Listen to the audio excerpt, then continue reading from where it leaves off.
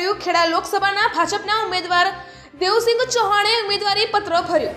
આ પહેલા જાહેર સભા અને નડિયાદના માર્ગો પર પ્રચંડ સમર્થન સાથે રેલી કાઢી આગામી દિવસોમાં લોકસભાની ચૂંટણી યોજાવાની છે। ત્યારે ખેડા લોકસભા બેઠક પરથી ભાજપના ઉમેદવાર દેવસિંહ ચૌહાણે આજે મંગળવારે વિજય મુહૂર્તમાં ઉમેદવારી પત્ર ભર્યું છે। આ પહેલા નડિયાદ શહેરમાં જંગી જાહેર સભા એ બાદ સમર્થન રેલી કાઢી ઉમેદવાર ડભાણ રોડ પરથી કલેક્ટર કચેરીએ પહોંચ્યા હતા, જ્યાં ચૂંટણી અધિકારી સમક્ષ નામાંકનપત્ર ભર્યું હતું।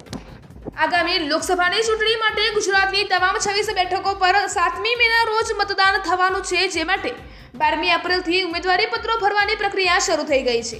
ત્યારે ખેડા લોકસભા બેઠક પર ભાજપના ઉમેદવાર દેવસિંહ ચૌહાણે મંગળવારે બપોરે 12:39 કલાકે નડિયાદ કલેક્ટર કચેરી જિલ્લાના મુખ્ય ચૂંટણી અધિકારી સમક્ષ પોતાનું ઉમેદવારી પત્ર રજૂ કર્યું હતું। તેમની સાથે પ્રદેશ ભાજપમાંથી મેન્ડેટ સાથે સંગઠનના ઉપાધ્યક્ષ ગોરધન ઝડફિયા, પૂર્વ મંત્રી વલ્લભભાઈ કાકડિયા, ખેડા લોકસભા બેઠકના પ્રભારી જીવરાજભાઈ ચૌહાણ, પ્રદેશ અને જિલ્લા સંગઠનના પ્રતિનિધિઓ, અન્ય અગ્રણીઓ ઉપસ્થિત રહ્યા હતા। તો આ પર્વે સવારે 9:30 કલાકે નડિયાદના ઇફકોવાળા હોલ પરિસરમાં વિજય વિશ્વાસના સંકલ્પ સાથે વિશાળ જનસભા યોજાઈ હતી, જેમાં કેન્દ્રીય મંત્રી અને ખેડા બેઠકના ભાજપના ઉમેદવાર દેવસિંહ ચૌહાણ, ખેડા જિલ્લા ભાજપ સંગઠનના પ્રમુખ અજયભાઈ બ્રહ્મભટ્ટ, અમદાવાદ જિલ્લા ભાજપ પ્રમુખ હર્ષદગીરી, ખેડા લોકસભા વિસ્તારની 7 વિધાનસભાના ધારાસભ્યો પૈકી નડિયાદના ધારાસભ્ય પંકજભાઈ દેસાઈ, માતરના ધારાસભ્ય કલ્પેશભાઈ પરમાર, મહિમદાબાદના અર્જુનસિંહ ચૌહાણ, મહુધાના ધારાસભ્ય સંજયસિંહ મહિડા, કપડવંજના ધારાસભ્ય રાજેશભાઈ ઝાલા, ધોળકાના ધારાસભ્ય કિરીટસિંહ ડાભી, દસક્રોઈના ધારાસભ્ય બાબુભાઈ જે પટેલ, કપડવંજ વિધાનસભા વિસ્તારના પ્રભારી મહેશભાઈ શુલ્ક સહિત તમામ વિધાનસભા વિસ્તારના પ્રભારીઓ, બેઠક સંયોજન ભૂપેન્દ્રભાઈ પટેલ અને જિલ્લા ભાજપ સંગઠનના હોદ્દેદારો, કાર્યકરો મોટી સંખ્યામાં ઉપસ્થિત રહ્યા હતા।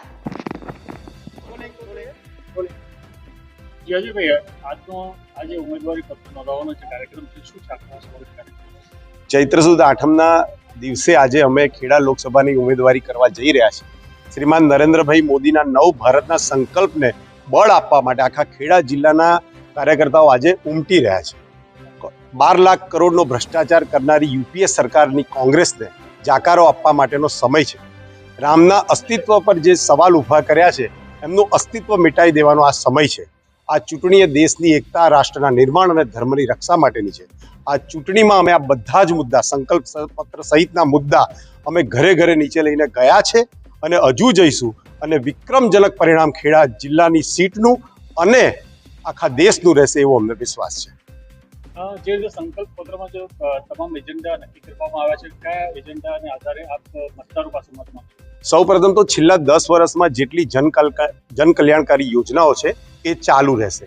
એને સબળ કરીને આવતા 5 વર્ષમાં આયુષ્માન કાર્ડ યોજના હેઠળ એક ઐતિહાસિક નિર્ણય લેવાયો છે કે 70 વર્ષની ઉપરનો કોઈ પણ આ દેશનો નાગરિક, ચાહે કોઈ પણ કેટેગરીમાં આવતો હશે, તો એને આરોગ્યની બધી જ સુવિધા મળી શકશે અને આપોઆપ આરોગ્યમાં જન આયુષ્માન કાર્ડમાં એનો સમાવેશ થઈ જશે। દેશના બધા જ નાગરિકોને આવતા 5 વર્ષ મફત અનાજ પણ મળતું રહેશે અને યુવાનોને રોજગારી અને આ સ્વાવલંબન માટે મુદ્રા લોનની જે ક્ષમતા છે એ 10 લાખથી વધારીને 20 લાખ કરવામાં આવી છે।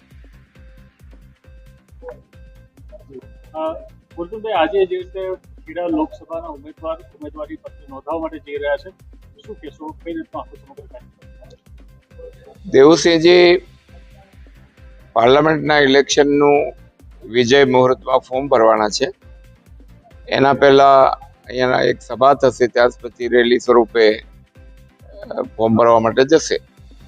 વિશેષ કરીને આ વખતની ચૂંટણી છે 2024 એ જુદા પ્રકારની છે। આમે ગુજરાતમાં 2014માં 26 આવી હતી, 19માં 26 ફરક એટલો છે કે 2019ની ચૂંટણી એ દેશના પ્રધાનમંત્રી નરેન્દ્રભાઈ એક આશા હતા, 19ના નરેન્દ્રભાઈ ભરોસો બન્યા અને 24ના નરેન્દ્રભાઈ ગેરંટી બન્યા છે।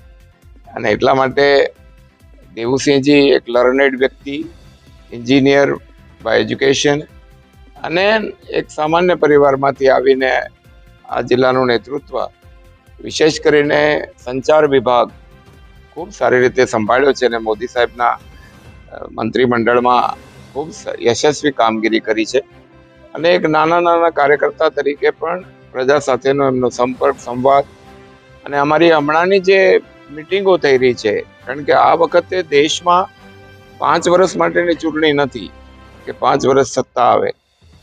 આ ચૂંટણી એ આધારશિલા છે એ નવા ભારતની. અને જે માનનીય મોદીજી જે રીતે કહે છે અમૃતકાલ, ભારત એ વિકસિત ભારત બને એ માટેનો સંકલ્પ જ્યારે કર્યો છે, ત્યારે આ ચૂંટણી જુદી રીતે મૂલવવાની આવશ્યકતા છે. અને આપ સૌ અહીંયા જે રીતે જોઈ રહ્યા છો, સમગ્ર રીતે 5 લાખથી વધારે લીડથી બધી જ સીટો જીતવાનો સંકલ્પ ગુજરાત ભાજપે કર્યો છે. અને પાટીલ સાહેબ અમારા કહે છે કે 5 લાખ પ્લસ. અને જેમ અમે વિધાનસભામાં કહેતા હતા ત્યારે કોઈ નહોતું માનતું કે 182 અમારી આવશે. 2-5 હજારથી ગુમાવેલી જો 17 સીટો હોત તો લગભગ અમે 175-76 પહોંચી ગયા હોત. પ્રજા ભાજપ સાથે છે. પંચાયતથી પાર્લામેન્ટ સુધી જે પ્રજાએ આપણને સત્તા આપી છે અને એ પ્રકારે મોદીજીના નેતૃત્વમાં ગરીબ માણસ માટેનો જે સંકલ્પ, એમણે 4 સંકલ્પ કર્યા છે. આ સરકાર ગરીબોની છે, આ સરકાર યુવાઓની છે, આ સરકાર મહિલાઓની છે અને આ સરકાર ખેડૂતોની છે. આ સામાન્ય રીતે નીચેનો આખો વર્ગ છે, પાયાની સુવિધા વગરનું જે દેશ હતો, એમાં ગરીબ માણસના ઉત્થાનની પ્રક્રિયા છે. અને એટલા માટે આજે કહીએ છીએ અમે જાહેરમાં કે પૈસાના અભાવે સારવાર વગર આ દેશમાં એક પણ માણસનું મોત નહીં થાય, એની જવાબદારી લઈએ છીએ. એવી જ રીતે એક પણ માણસ ભૂખ્યો નહીં સુવે. આવતા 5 વર્ષ સુધી વિના મૂલ્યે અનાજ આપીશું. પણ આ ભારત એ આવનારા 2047માં વિકસિત ભારત બને અને 3rd લાર્જેસ્ટ ઇકોનોમી એ ભારત બને. આ લડાઈ માત્ર ભાજપની નથી, આ લડાઈ ભારતની છે.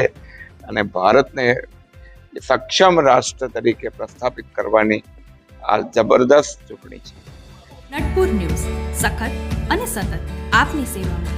અમારા ફેસબુક પેજ, ઇન્સ્ટાગ્રામ, યુટ્યુબ ચેનલને સબસ્ક્રાઇબ કરો અને ફોલો કરો.